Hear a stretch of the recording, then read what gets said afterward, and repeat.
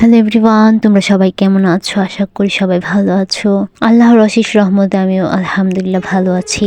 যেহেতু আজকে রাতে আমরা সিলেট থেকে চলে আসব, তাই ভাই বোনেরা সবাই মিলে আমাকে বলছে আমি যেন তাদেরকে পিঠা বানিয়ে খাওয়াই। তাই আর দেরি না করে আমিও চলে গেলাম পিঠা বানানোর জন্য। যেহেতু আগে থেকে এখানে নারকেল ছিল, তাই ভাবলাম নারকেলে কিছু পিঠা বানাই।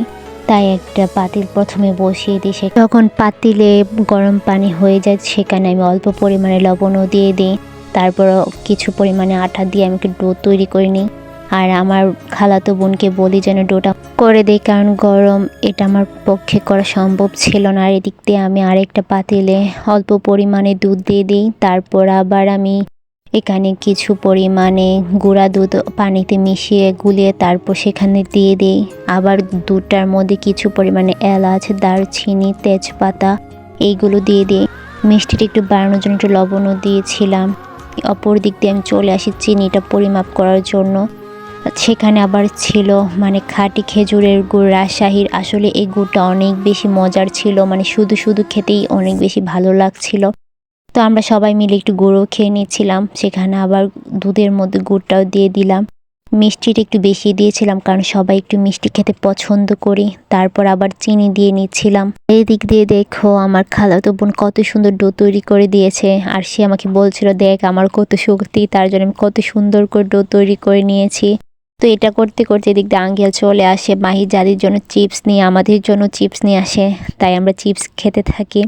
তারপর দেখেন কত সুন্দর করে আন্টি আসলে ক্ষীরটা করে রেখেছিল নারকেলের।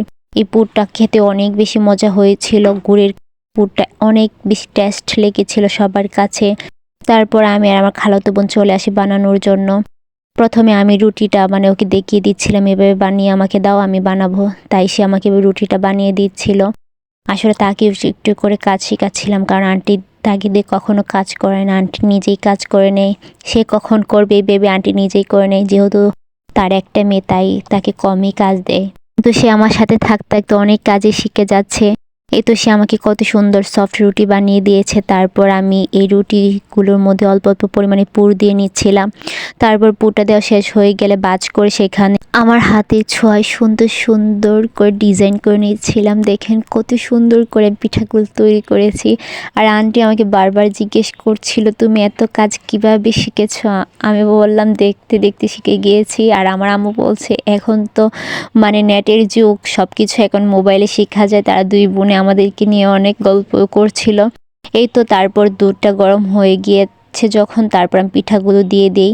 কত সুন্দর পিঠা হয়েছে দেখেন। আসলে পিঠাগুলো খেতে অনেক বেশি মজা হয়েছে।